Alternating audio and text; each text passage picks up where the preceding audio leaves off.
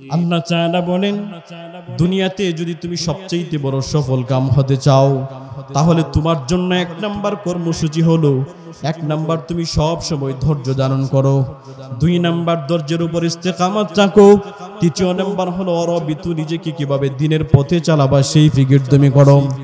আল্লাহ তাআলা তারপরে বলেন, ওয়াত্তাকুল্লাহ, শুধুমাত্র ধৈর্য ধারণ করছো,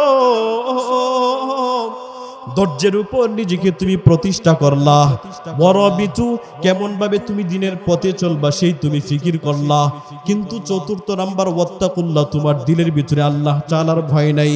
যদিও তুমি ধৈর্য ধারণ করলা, ধৈর্যের মাধ্যমে তুমি ইস্তেকামত করলা, দিনের পথে কিভাবে চলবা তুমি ফিকির করলা, কিন্তু যদি মালিকের ভয় তোমার মধ্যে না থাকে, তাহলে তুমি ধৈর্য তার জন্য দুনিয়ার সিস্টেমে যদি তুমি ব্যবসা বাণিজ্য করো, ব্যবসা বাণিজ্য করবা ঠিকই, কিন্তু তুমি মানুষের সঙ্গে দুই নাম্বারই করবা। ব্যবসা বাণিজ্য করবা ঠিকই, কিন্তু মানুষকে তুমি ওজনের মধ্যে কম দিবা। ব্যবসা বাণিজ্য করবা তুমি ঠিকই, কিন্তু মানুষের সঙ্গে তুমি প্রতারণা করবা। মানুষকে সব সময় কিভাবে ঠকানো যায় সেই চিন্তা তুমি করবা। সাধারণত দুনিয়ার মধ্যে, আমাদের সমাজের মধ্যে এমন মানুষ আছে,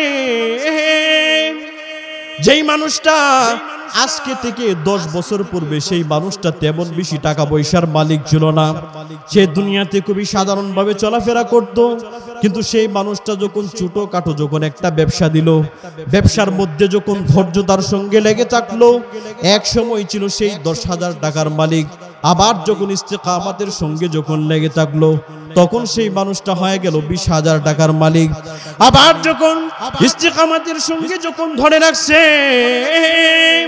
তখন কিন্তু বছর 3 বছর পার হতে না পড়তেই সেই মানুষটা কিন্তু 10 লক্ষ টাকার মালিক হয়ে গেল। কিন্তু যদি সেই মানুষের ভিতরে মালিকের যদি ভয় যদি না থাকে, তাহলে সেই সততা এবং ব্যবসার মাধ্যমে কোনোদিন জান্নাতে যেতে পারবে না। ঈমানের পথে অবিচল থেকে আমার মরণ যেন হয়, তোমার কাছে মিনতি আমার, তোমার কাছে মিনতি আমার, মহামহিম দয়াময়,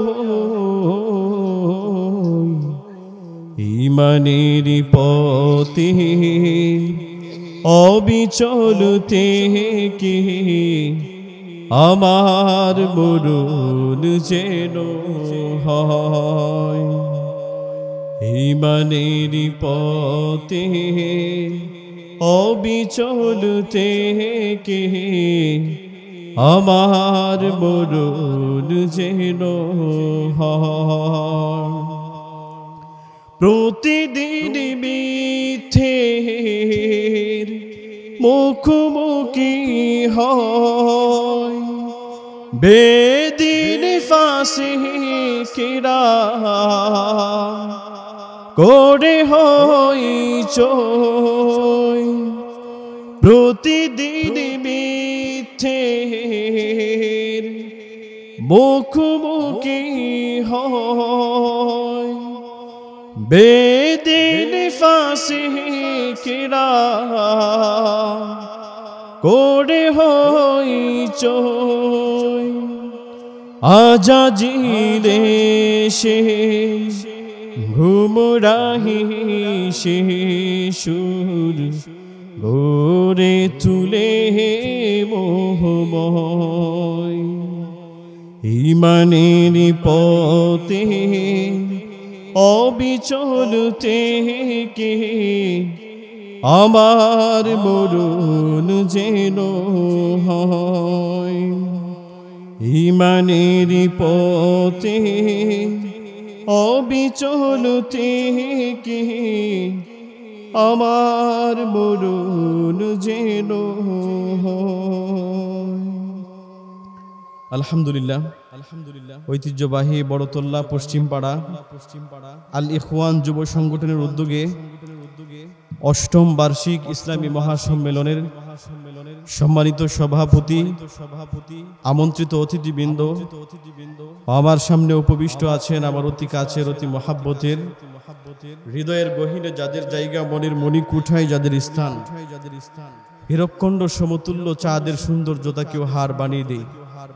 তারুণ্যের উচ্ছ্বাস নিয়ে, যৌবনের উজ্জীবনা নিয়ে আগত ইসলাম এবং মুসলমানদের চরম দুর্দিনে সিপাহ সালাদের দায়িত্ব ভার পালনকারী খালিদ বিন ওয়ালিদ রাদিয়াল্লাহু তাআলা আনহুর উত্তরসূরি গাজী সালাহুদ্দিন আইয়ুবী জামালউদ্দিন আফগানি রাহিমাহুল্লাহুমার উত্তরসূরি আমার তরুণ যুবক ভাইয়েরা, আল্লাহ পাকের কুদরতি কদমে শ্রদ্ধায় সিজদারত হচ্ছি যে আল্লাহ পাক রব্বুল আলামিন পাপ পঙ্কিলতায় পরিপূর্ণ গুনাহে ভরপুর অন্ধকারাচ্ছন্ন সমাজের গুরু আধার থেকে, অমানিশা থেকে, জুলুমাত থেকে রহমতের হাত ছানি দিয়ে অসংখ্য অগণিত মুমিন মুসলমানদের মধ্য থেকে আমাকে আপনাকে যাচাই করে বাছাই করে দুনিয়ার মাটিতে নবী করিম সাল্লাল্লাহু আলাইহি ওয়াসাল্লামের ভাষায় জান্নাতের বাগানে আসা এবং বসার তৌফিকটুকুন দান করেছেন। এজন্য আমরা সকলে দিল থেকে আল্লাহ পাকের কৃতজ্ঞতা স্বরূপ আমরা শুকরিয়া জ্ঞাপন করছি, আলহামদুলিল্লাহ।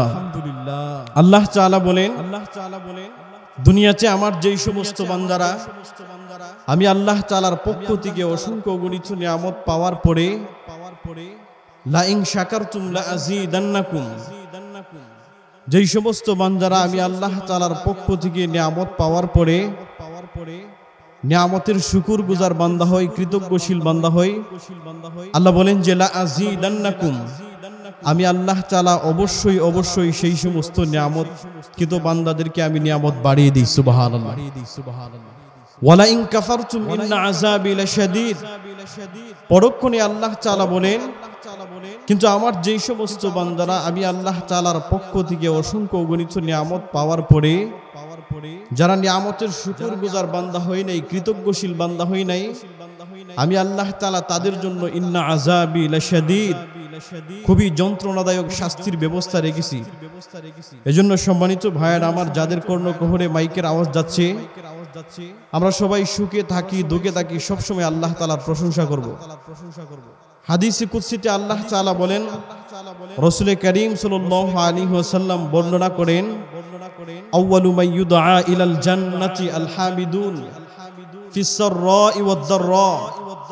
রাসূল করিম সাল্লাল্লাহু আলাইহি ওয়াসাল্লাম বলেন, দুনিয়াতে যেই সমস্ত বান্দারা সুখে থাকুক অথবা দুঃখে থাকুক, যেই কোনো অবস্থার মধ্যেই থাকে না কেন, বান্দা যদি সব অবস্থার মধ্যেই আউয়ালু মান ইউদআ ইলাল জান্নাতি আল হামিদুন ফিস সাররা'i ওয়াদ দাররা, রাসূল বলেন সুখে দুঃখে সর্বহালাতে যেই বান্দা আল্লাহ তাআলার বেশি বেশি প্রশংসা করবে, আমি আল্লাহ তাআলা সেই প্রশংসিত বান্দাদেরকে সর্বপ্রথম জান্নাতে ঢুকাবো। সুবহানাল্লাহ।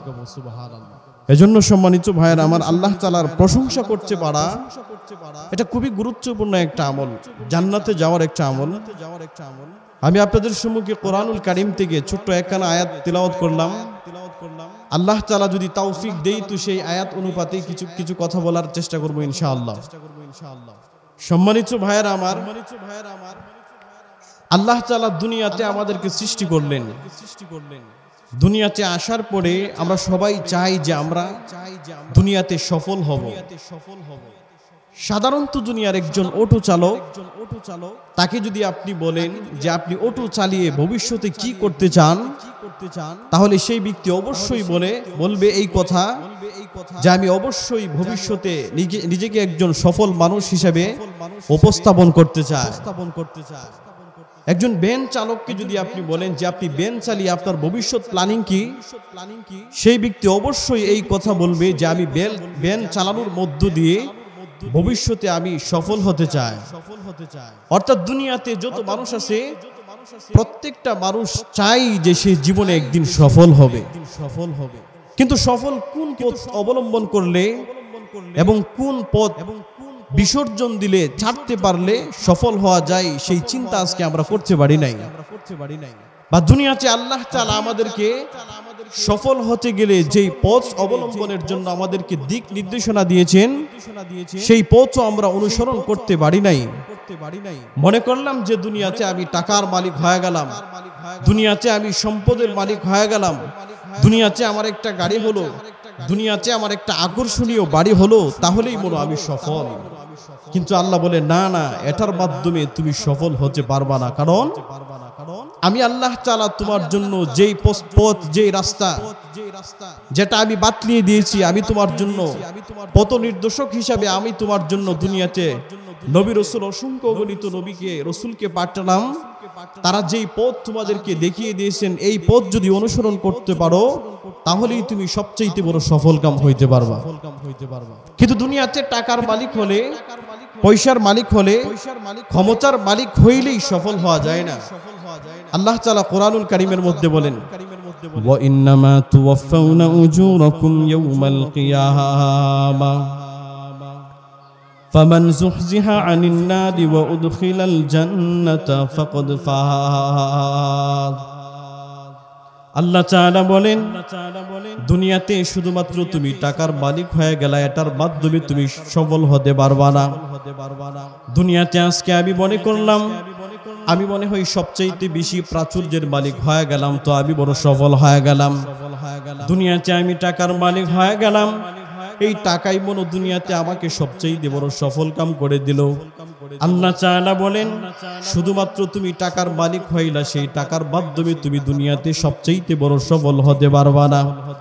দুনিয়াতে একটা গাড়ির মালিক হয়ে গেলাম, মনে করলা সেই গাড়ি পাইলাম তো আমি সবচাইতে বড় সফল কাম হয়ে গেলাম। দুনিয়াতে আকর্ষণীয় একটা বাড়ি বানালাম, সেই বাড়িটা পায়া বুঝে আমি সবচাইতে বড় সফল কাম হয়ে গেলাম। আল্লাহ তাআলা বলেন, দুনিয়াতে শুধুমাত্র তুমি বাড়ির মালিক হইছো, সেই বাড়ির মাধ্যমে দুনিয়াতে তুমি সবচাইতে বড় সফল কাম হতে পারবা না। আল্লাহ তাআলা বলেন, ওয়া ইন্নামা তুওয়াফাউনা উজুরাকুম ইয়াওমাল কিয়ামা ফামান যুহজিহা আনিন নারি ওয়া উদখিলাল জান্নাতা ফাকাদ ফাজ।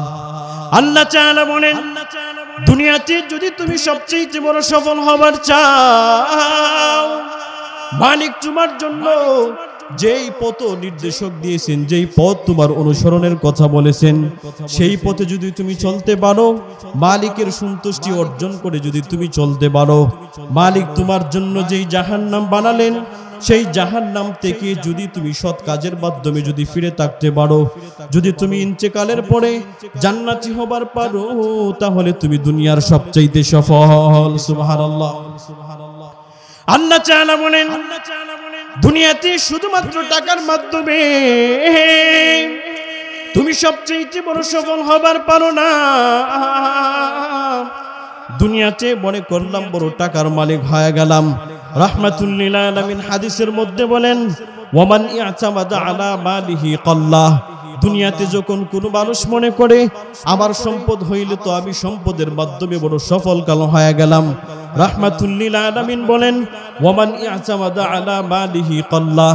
যেই মানুষটা মনে করলো আমার সম্পদ আমারে দুনিয়ার সবচাইতে বড় সফল কাম বানালো, যেই মানুষ সম্পদ পায়া সেই সম্পদের জন্য সে অহংকারী হয়ে গেল, মালিক তাকে দিন দিন সম্পদ থেকে বঞ্চিত করে দেয়।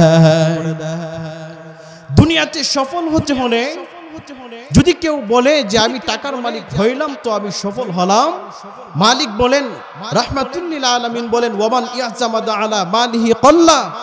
যদি দুনিয়াতে কোনো মানুষ এমন চিন্তা করে আমি টাকার মালিক হইলাম, প্রাচুর্যের মালিক হইলাম, রাহমাতুল লিল আলামিন বলেন, তাহলে মালিকের পক্ষ থেকে গজবের মাধ্যমে তার সমস্ত সম্পদ থেকে তাকে বঞ্চিত করে দেয়। সুবহানাল্লাহ।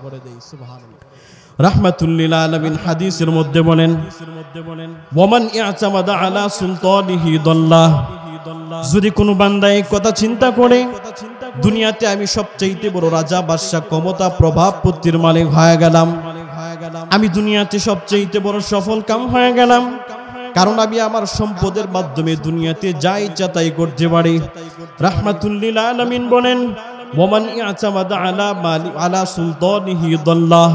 দুনিয়াতে যখন কোনো বান্দা যখন তার সম্পদে, যখন তার ক্ষমতার মাধ্যমে যখন নিজেকে সফল কাম করতে যায়, আল্লাহ তাআলা তখন সেই বান্দাকে ক্ষমতার মাধ্যমে পথভ্রষ্ট করে দেয়।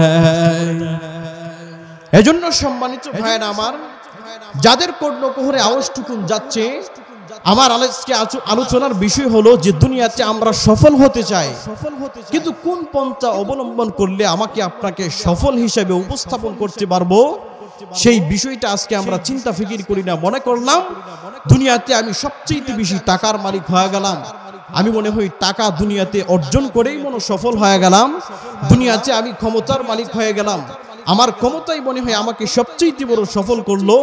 অথচ আল্লাহ তাআলা কোরআনুল কারীমের মধ্যে বলেন, ইয়া আইয়ুহাল্লাযীনা আমানুসবিরু ওয়াসাবিরু ওয়ারাবিতু ওয়াত্তাকুল্লাহ।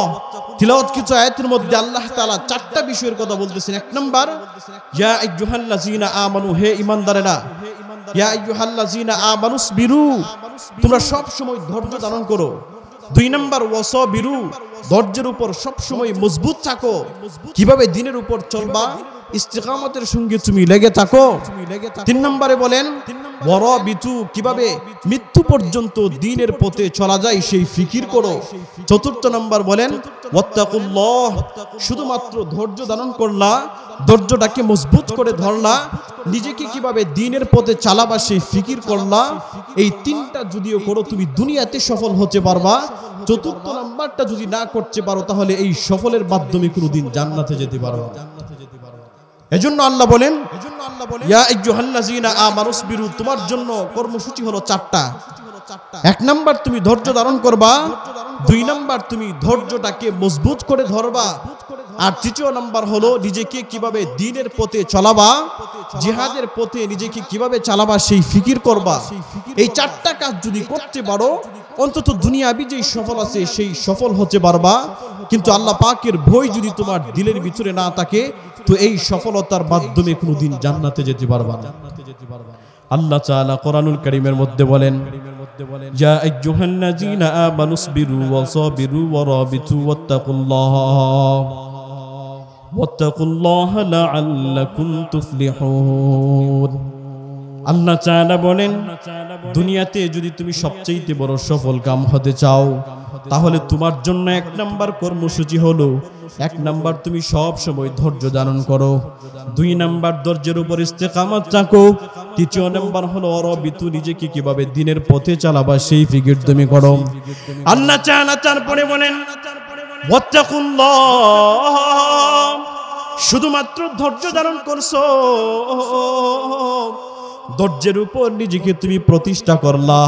ওয়ারাবিতু, কেমন ভাবে তুমি দিনের পথে চলবা সেই তুমি ফিকির করলা। কিন্তু চতুর্থ নাম্বার ওয়াত্তাকুল্লাহ, তোমার দিলের ভিতরে আল্লাহ তাআলার ভয় নাই। যদিও তুমি ধৈর্য ধারণ করলা, ধৈর্যের মাধ্যমে তুমি ইস্তেকামত করলা, দ্বীনের পথে কিভাবে চলবা তুমি ফিকির করলা।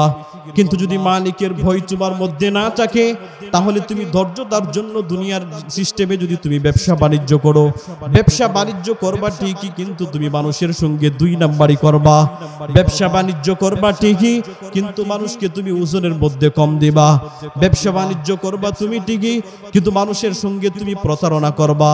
মানুষকে সব সময় কিভাবে ঠকানো যায় সেই চিন্তা তুমি করবা। সাধারণত দুনিয়ার মধ্যে, আমাদের সমাজের মধ্যে এমন মানুষ আছে যেই মানুষটা আজকে থেকে 10 বছর পূর্বে সেই মানুষটা তেমন বেশি টাকা পয়সার মালিক ছিল না। সে দুনিয়াতে খুবই সাধারণভাবে চলাফেরা করত, কিন্তু সেই মানুষটা যখন ছোটখাটো যখন একটা ব্যবসা দিল, ব্যবসার মধ্যে যখন ধৈর্য তার সঙ্গে লেগে থাকলো, এক সময় ছিল সেই 10,000 টাকার মালিক। আবার যখন ইস্তেকামতের সঙ্গে যখন লেগে থাকলো তখন সেই মানুষটা হয়ে গেল 20,000 টাকার মালিক। আবার যখন ইস্তেকামতের সঙ্গে যখন ধরে রাখছে তখন কিন্তু বছর 3 বছর পার হতে না পড়তেই সেই মানুষটা কিন্তু 10 লক্ষ টাকার মালিক হয়ে গেল। কিন্তু যদি সেই মানুষের ভিতরে মালিকের যদি ভয় যদি না থাকে তাহলে সেই সততা এবং ব্যবসার মাধ্যমে কোনোদিন জান্নাতে যেতে পারবে না। এজন্য আল্লাহ তাআলা বলেন যে তোমার জন্য কর্মসূচি হলো চারটা। এক নাম্বার, ইয়া আইয়ুহাল্লাযীনা আমানুসবিরু ওয়াসাবিরু ওয়ারাবিতু ওয়াত্তাকুল্লাহ। এক নাম্বার, তুমি সব সময় ধৈর্য ধারণ করবা। দুই নাম্বার, ধৈর্যটাকে মজবুত করে ধরবা। আর তৃতীয় নাম্বার হলো ওয়ারাবিতু, নিজেকে কিভাবে দ্বীনের পথে চালাবা, জিহাদের ময়দানে নিজেকে কিভাবে ইস্তেকামতের সঙ্গে থাকবা সেই ফিকির তুমি করবা। আর চতুর্থ নাম্বার হলো ওয়াত্তাকুল্লাহ, সব সময় তুমি আল্লাহ তাআলাকে ভয় করবা। এই চারটা গুণ যদি অর্জন করতে পারো, আল্লাহ বলেন যে লাআল্লাকুম তুফলিহুন, অবশ্যই অবশ্যই আল্লাহ তাআলা দুনিয়া এবং আখিরাতে তোমাকে সফল করে দিবেন। সুবহানাল্লাহ। মুফাসসিরিনে কেরাম বলেন, তাফসিরে মারিফুল কোরআনে আল্লামা মুফতি শফি রহমাতুল্লাহি আলাইহি বলেন, এবার বুঝলাম যে আমরা যদি ধৈর্য ধারণ করতে পারি তাহলে মালিক আমাদেরকে উভয় জাহানে সফল করবেন। কিন্তু এখন আমাদের বোঝার বিষয় হলো আমরা কখন ধৈর্য ধারণ করব এবং কোথায় ধৈর্য ধারণ করব। তিনি বলেন যে দুনিয়ার যত মানুষ আছে সমস্ত মানুষ তিন জায়গার মধ্যে ধৈর্য ধারণ করবে। এক নাম্বার সবরুন আলা তাআহ, অর্থাৎ দুনিয়ার যত মানুষ আছে প্রত্যেকটা মানুষ ইবাদতের ক্ষেত্রে ধৈর্য ধারণ করবে। সুবহানাল্লাহ। দুনিয়াতে যখন মালিকের আনুগত্য করবে, যখন সে মালিকের আদর্শ মেনে চলবে, মালিকের জন্য যখন নামাজ পড়বে, মালিকের জন্য যখন রমজানের রোজা রাখবে, অর্থাৎ এভরিথিং আল্লাহ পাকের আনুগত্যের ক্ষেত্রে সেই মানুষটা ধৈর্য ধারণ করবে। এখন আমাদের সাধারণত বিষয় হলো সমাজের মধ্যে যখন আমরা যখন মালিকের প্রতি যখন ইবাদত করি, নামাজ পড়ি, রোজা রাখি, তখন আমরা ইস্তিকামতের সঙ্গে ইবাদত করতে পারি না। অথচ আল্লাহ তাআলা হাদিসে কুদসির মধ্যে বলেন, রাহমাতুল লিল আলামিন বলেন, ক্বালা রাসূলুল্লাহ সাল্লাল্লাহু আলাইহি ওয়াসাল্লাম আন তা'বুদাল্লাহা কাআন্নাকা তারাহু ওয়া মান লাম তাকুন তারাহু ফাইন্নাহু ইয়ারাক। রাহমাতুল লিল আলামিন বলেন, দুনিয়াতে যত মানুষ আছে প্রত্যেকটা মানুষ মালিকের ইবাদতের ক্ষেত্রে এত পরিমাণ ইস্তেকামতের সঙ্গে ইবাদত করবে।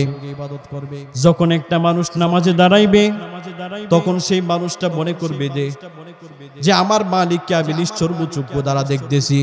যখন একটা মানুষ নামাজ পড়ে তখন সে তার দিলের ভিতরে এত পরিমাণে চিন্তা রাখবে যেন আমি আমার মালিককে নিশ্চর্বচক্ষু দ্বারা দেখতেছি। তারপরে রাহমাতুল লিল আলামিন বলেন, যদি সেই বান্দা যদি তার শক্তির মাধ্যমে, ইমানের পাওয়ারের মাধ্যমে যদি মালিককে যদি সে দেখতে না পায়, তাহলে সে কমপক্ষে এতটুকুন পরিমাণ চিন্তা তার দিলের ভিতরে রাখবে, আমার মালিক অন্তত পরিমাণে আমাকে দেখতেছে।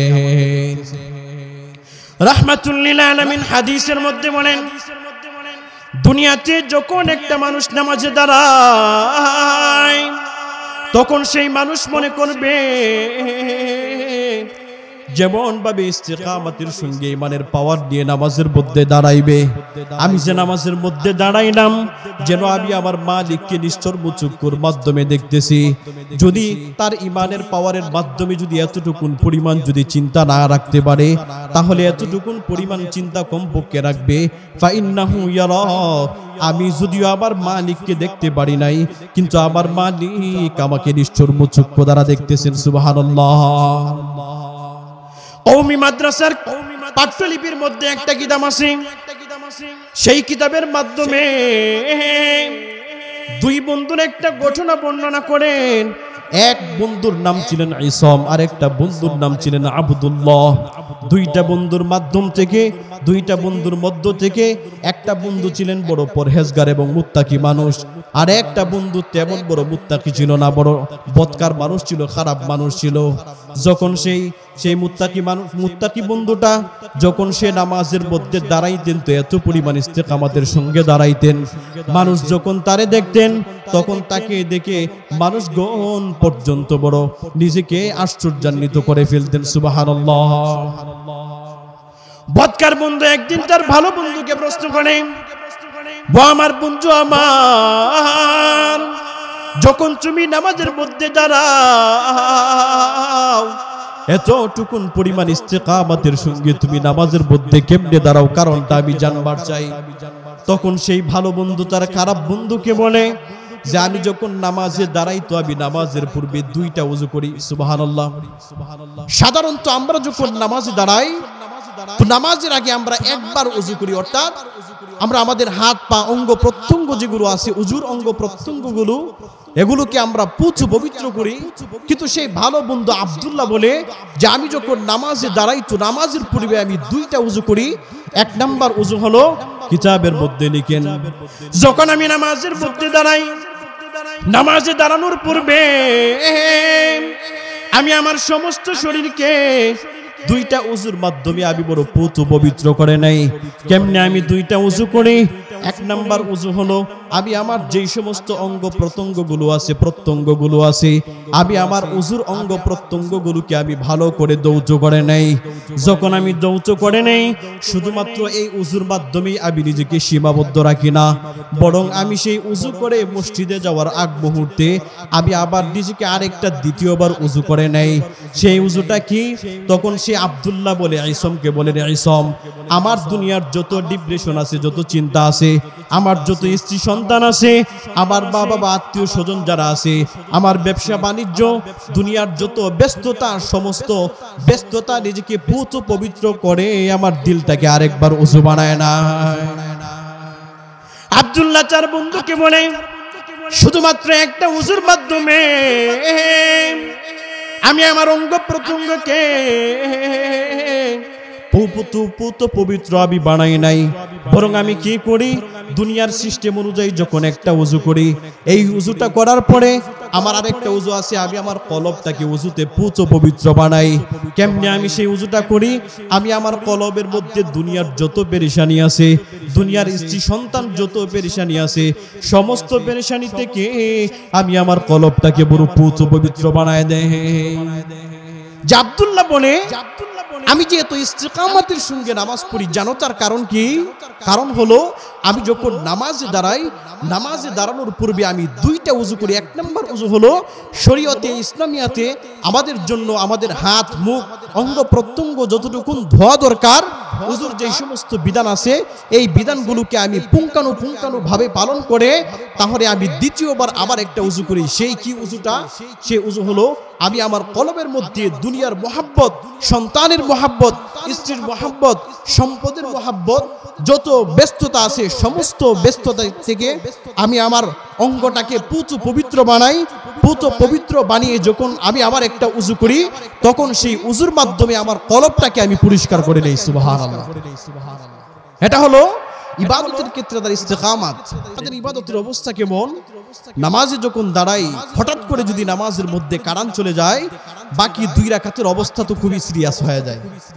আমরা নামাজ থেকে নিজের মনকে উঠিয়ে ফেলি, অথচ কিতাবের মধ্যে তা মুফাসসিরিনে কেরাম বলেন যে দুনিয়াতে মানুষ সবর করবে তিন জায়গায়, ইস্তিকামতের সঙ্গে ধৈর্য ধারণ করবে তিন জায়গায়। এক নাম্বার, দুনিয়াতে সবসময় মানুষ সবরুন আলাল ইবাদত আই আলাত তাআত, অর্থাৎ দুনিয়াতে যখন মানুষ ইবাদত করবে ইবাদতের ক্ষেত্রে মানুষ ধৈর্য ধারণ করবে। সুবহানাল্লাহ। আজকে আমরা ইবাদতের ক্ষেত্রে ধৈর্য ধারণ করতে পারি নাই।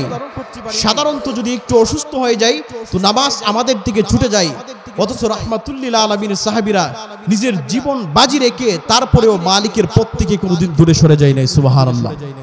রাহমাতুল লিল আলামিন হাদিসের মধ্যে বলেন, রাহমাতুল লিল আলামিনের একজন সাহাবী ছিলেন হযরত উরওয়া ইবনে যুবাইর রাদিয়াল্লাহু তাআলা আনহু। হাদিসের মধ্যে রাহমাতুল লিল আলামিন বলেন উরওয়া ইবনে যুবাইর এত পরিমাণ ইবাদতের ক্ষেত্রে নিজেকে ইস্তিকামতের সঙ্গে ধরে রাখতেন, এত পরিমাণে ইবাদতের ক্ষেত্রে তিনি ধৈর্য ধারণ করতেন। রাহমাতুল লিল আলামিন বলেন হযরত উরওয়া ইবনে যুবাইর যখন তিনি নামাজের মধ্যে দাঁড়াইতেন, নামাজের মাধ্যমে তিনি প্রতি রাকাতের মাধ্যমে তিনি 7.5 বার তিলাওয়াত করতেন। আবার যখন নামাজে দাঁড়াইতেন আরেক রাকাতের মাধ্যমে তিনি 7.5 বার পড়তেন। আবার যখন তিনি নামাজের মধ্যে দাঁড়াইতেন তো 7.5 বার পড়তেন। আবার যখন চতুর্থ নাম্বার রাকাতের মাধ্যমে তিনি 7.5 বার কমপ্লিট করতেন। হাদিসের মধ্যে বর্ণনা করা হয় হযরত উরওয়া ইবনে যুবাইর প্রতি 4 রাকাত নামাজের মাধ্যমে তিনি এক কোরআন খতম করতেন। সুবহানাল্লাহ। রাহমাতুল লিল আলামিনের সাহাবীরা ইবাদতের মাধ্যমে নিজেকে কি পরিমাণ ধৈর্য ধারণ করতেন। যখন তিনি নামাজের মধ্যে দাঁড়াইতেন প্রতি 4 রাকাত নামাজের মাধ্যমে তিনি এক কোরআন খতম করতেন। কিন্তু আজকে আমাদের অবস্থাটা কেমন? যদি সাধারণত একটা নামাজের মাধ্যমে যদি 10 লাইন বিশিষ্ট যদি একটা তিলাওয়াত করি, আমরা পিছনে যেই সমস্ত মুসল্লি ভাইয়েরা আছে, সমস্ত মুসল্লি ভাইয়ের ইস্তিকামাত সেই নামাজের মাধ্যমে থাকে না। হঠাৎ যদি নামাজের মাধ্যমে যদি নিজের তেলাওয়াতটা যদি একটু লম্বা হয়ে যায়, তাহলেই পিছন থেকে মানুষগুলো বরং কাশতে থাকে। এমন মুসল্লি আছে না নাই? নামাজ যখন একটু যখন তিলাওয়াতটা লম্বা হয়ে যায়, তখন পিছন থেকে কাশির মাধ্যমে অথবা গলা কাশির মাধ্যমে যে কোনো আকার অথবা ইঙ্গিতের মাধ্যমে ইমাম সাহেবকে বুঝ দেয় যে নামাজে কিন্তু আমাদের বিরক্তি চলে আসছে। অথচ রাহমাতুল লিল আলামিনের সাহাবী হযরত উরওয়া ইবনে জুবাইর 25 রাকাতের মাধ্যমে তিনি 7.5 পারা তিলাওয়াত করতেন। 2 রাকাতের মধ্যে 15 পারা, 4 রাকাত নামাজের মাধ্যমে তিনি এক কোরআন খতম করতেন। সুবহানাল্লাহ। শুধুমাত্র তাই নয়, রাহমাতুল লিল আলামিন বলেন হযরত উরওয়া ইবনে জুবাইর একদিন মদিনা থেকে যখন দিমাশক যখন তিনি সফর করবেন, এমনিতেই তো তিনি যখন লম্বা তিলাওয়াতের মাধ্যমে লম্বা তিলাওয়াত যখন নামাজের মাধ্যমে তিনি করতেন, লম্বা তিলাওয়াত করার কারণে তার 2টা পা পর্যন্ত যখন ফুলে যাইত।